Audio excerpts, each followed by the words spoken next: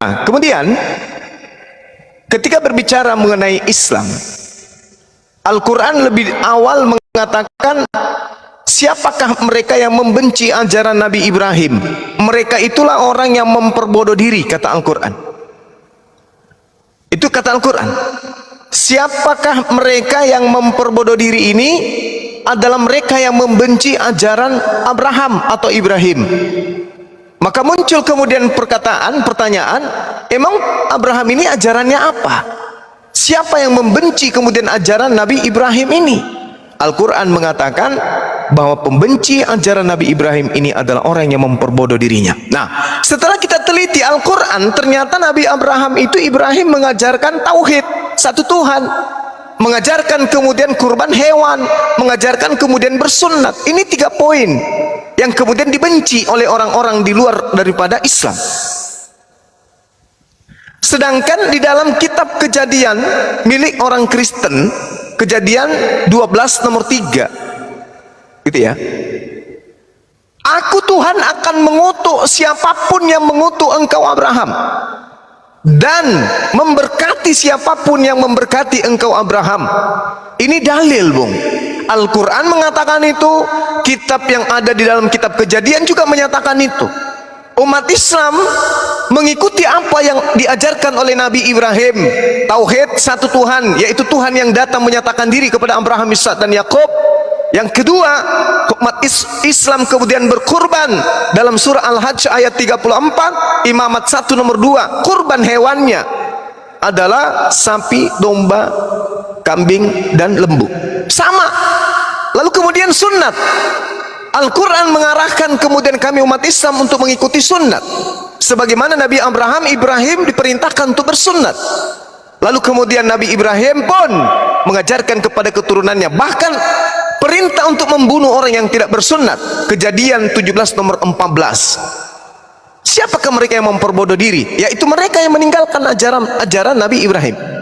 Nah, bagaimana dengan ajaran Islam? Ajaran Islam kemudian mengukuhkan setiap hari beribadah, melakukan pemberkatan kepada Abraham. Allahumma salli ala Muhammad wa ala ali sayyidina Muhammad kama sallaita ala Ibrahim wa ala alihi Ibrahim. Setiap saat kami memberkati Nabi Ibrahim alaihissalam. Bagaimana dengan Kristen?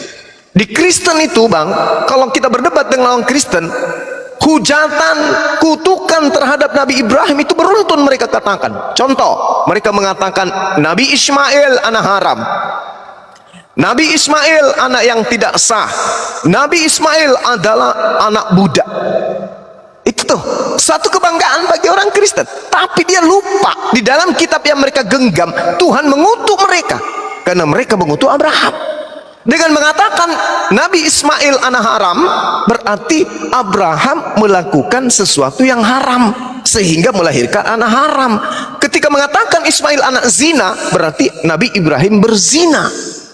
Dengan mengatakan Ibrahim berzina, berarti itu adalah kutuk bagi orang-orang yang mengutuk Abraham. Itu poin pertama. Yang kedua, Al-Quran mengatakan innal ladina kafaru atau walladina kafaru wa kazzabu bi ayatina ulaika ashabun nar hum fiha khalidun. Adapun orang-orang kafir yang mendustakan ayat-ayat kami, mereka itulah penghuni neraka, mereka kekal di dalamnya. Ngeri ini, ngeri. Tapi kalau sebagai orang Kristen kan akan berkata, nah itu kan di dalam Al-Quran, kami tidak beriman kepada Al-Quran. Wajar ketika Al-Quranmu mengatakan itu. Oke, baik. Tapi bagaimana ketika kitab saudara yang mengatakan itu? Kitab Anda sendiri yang mengatakan bahwa orang Kristen itu akan dilemparkan ke dalam api neraka. Anda mau kemana? Seperti yang saya uraikan tadi, berulang saya menyampaikan, tadi malam juga saya menyampaikan. Di dalam Matius 7 nomor 15, waspadalah terhadap nabi-nabi palsu yang datang kepadamu dengan menyamar seperti domba, tetapi sesungguhnya mereka adalah serigala yang buas. Saudara-saudara Kristen selalu mengatakan ini adalah Nabi Muhammad, nabi palsunya. Nabi palsunya adalah Nabi Muhammad. Mereka tidak mengerti tentang apa yang tertuang di dalam kitab mereka.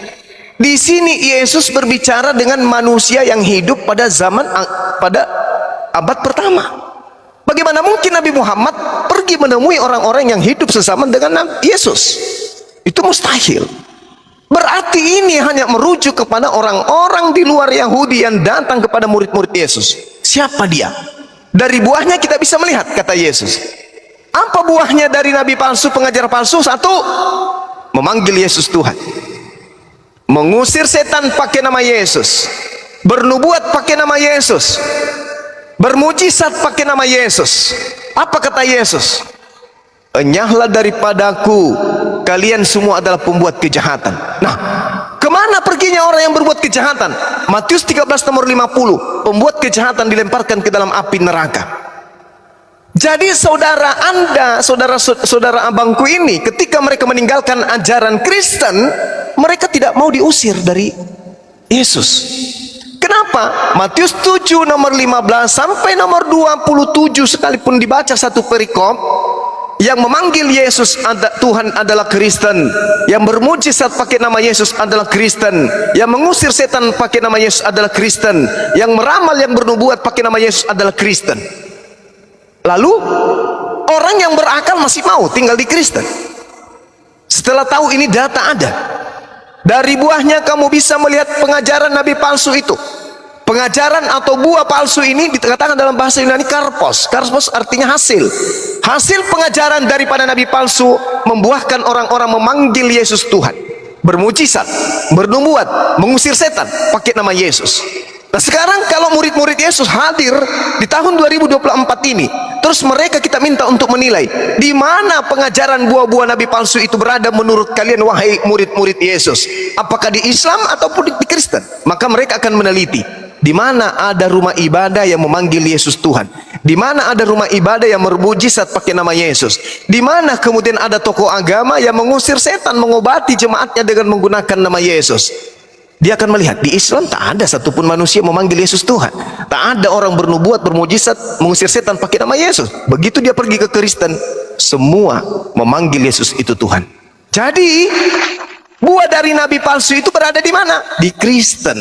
Mungkin itulah alasannya kenapa abang kita punya saudara meninggalkan ajaran Kristen, sebab mereka tidak mau diusir oleh Yesus. Saya kira demikian sementara. Silakan. Masya Allah, Masya Allah. Silakan Pak Selen.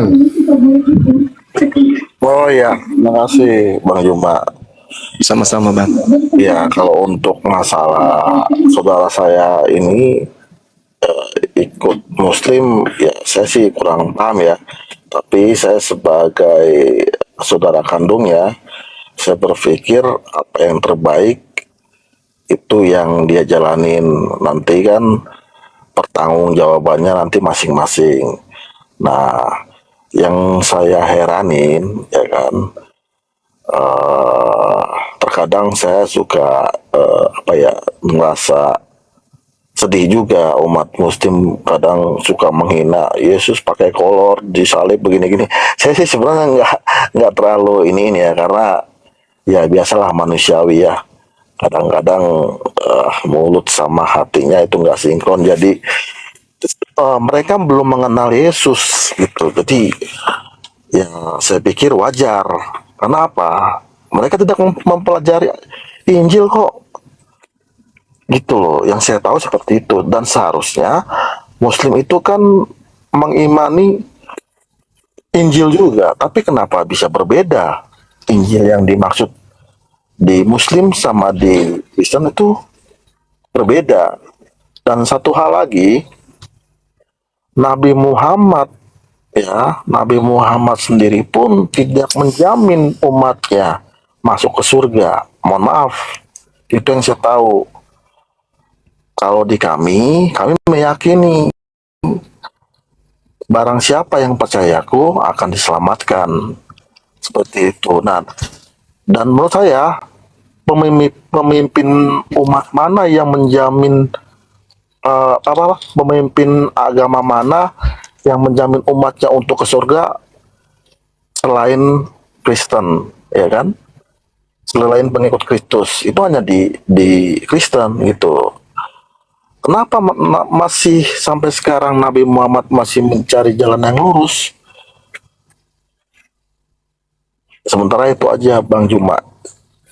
Oke, baik. Jadi ini kebalikannya. Yang saya uraikan tadi itu justru warisan untuk Kristen, yaitu neraka. Kok kebalik?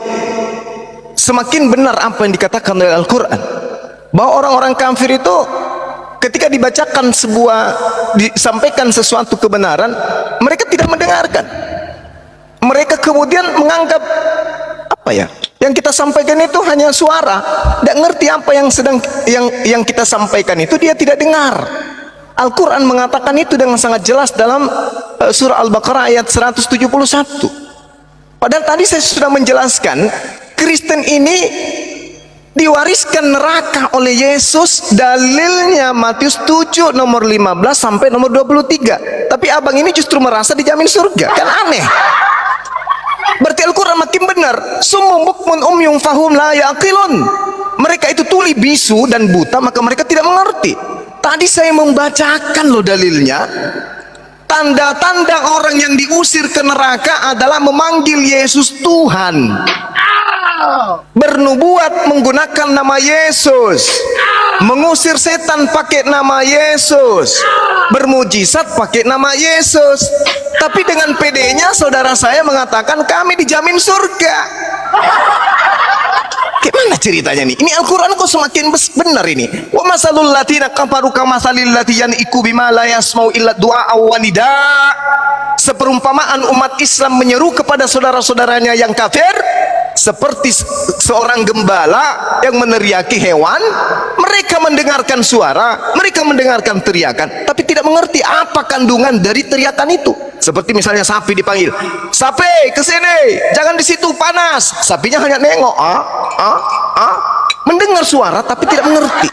Saya bacakan dalil Matius 7 nomor 15 sampai nomor 23. Tanda-tanda orang yang akan diusir Yesus ke neraka. Satu, memanggil Yesus Tuhan, bernubuat pakai nama Yesus, mengusir setan pakai nama Yesus, bermujizat pakai nama Yesus.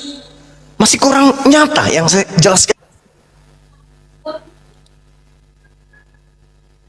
Wah, Bang Zuma kena ini. Monitor Papalopo Bang Zuma. Siap. Kena ini. Tolong. Sedikit ya. Itu tadi katanya ketika orang Islam mengatakan Yesus pakai kolor itu dikatakan menghina. Padahal sebenarnya tidak. Karena memang itulah yang digambarkan di dalam kekristenan. Bukankah Yesus disalib itu pakai kolor? Itu sebenarnya juga tipuan ya ketika Yesus dipakein kolor itu, Bang. Karena pada faktanya kalau kita lihat di dalam Bible itu, Yesus itu disalib telanjang.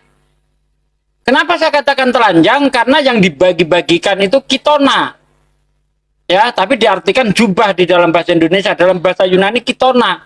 Kitona itu pakaian dalam. Dan itu dibenarkan oleh pendeta Esra Soru. Esra Soru mengakui Yesus disalib telanjang. Itu tidak termasuk hujatan. Sebenarnya itu ya sedang memberitahu kalian bahwa Yesus itu disalib pakai kolor, itu yang tergambar. Kalau ada fakta, ada data yang menunjukkan, itu tidak bisa dikatakan menghujat, Bang. Gitu loh. Ini Bang Juma udah naik, lanjut Bang Juma. Iya. Sedangkan umat Islam itu justru dijamin surga. Jaminan surganya jelas. Umat Islam itu mewarisi surga. Dalilnya ada, nggak bisa diragukan. Karena ada ayatnya di dalam Al-Quran yang menarasikan itu dengan sangat jelas. Bagaimana kemudian diterangkan di dalam surah Al-Mu'minun. Kada aflahal mu'minun. Sungguh beruntunglah orang-orang yang beriman. Alladzina hum fi salatihim khashi'un, yaitu mereka yang melaksanakan salat. Walladzina hum anil lagwi mu'ridun, yang menjauhkan diri dari perbuatan yang tidak berguna. Walladzina hum lizzakati fa'ilun, orang yang menunaikan zakat. Walladzina hum li furujihim hafizun, orang yang memelihara kemudian kemaluannya. Lalu kemudian Allah mengatakan apa? Ulaika hum warithun, ulaika humul warithun, mereka itulah orang yang mewarisi.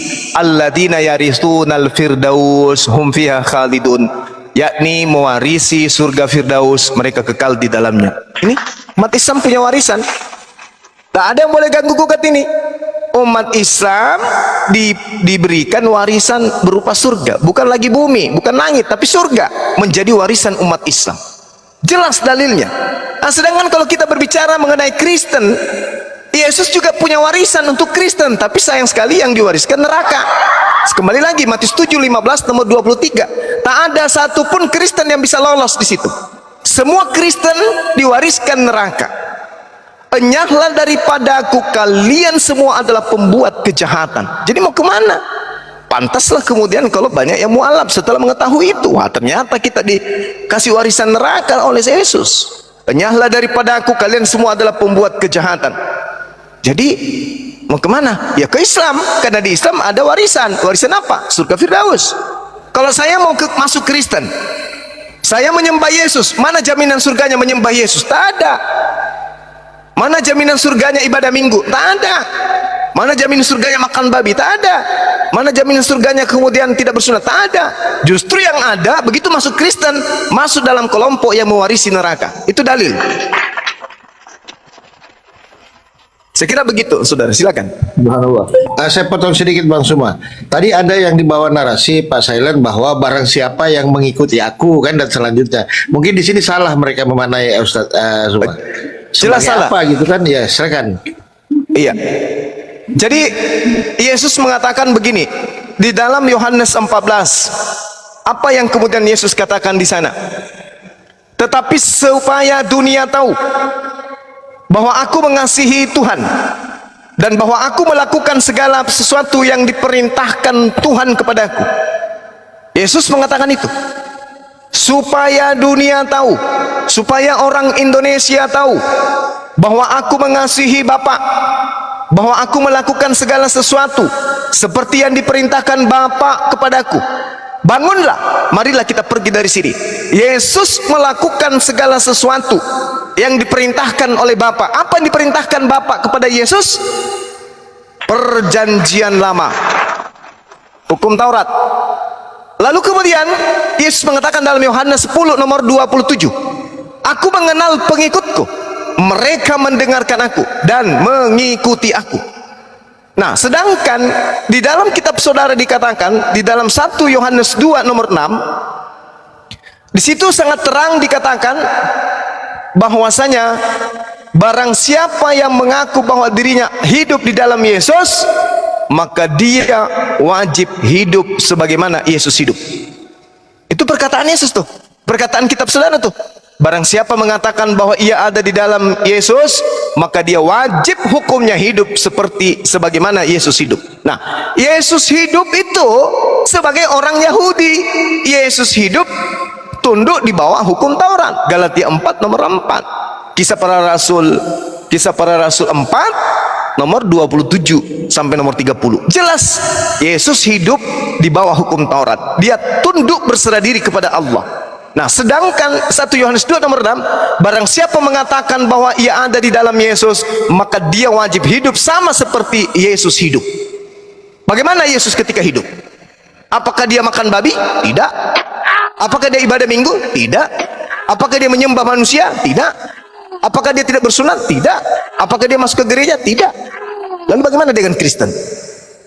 Jauh apa yang dilakukan oleh Yesus, apa yang dilakukan oleh Kristen bertolak belakang. Di dalam Yohanes 14, Yesus mengatakan barang siapa yang mengasihi aku, dia juga akan melakukan pekerjaan-pekerjaan yang aku lakukan.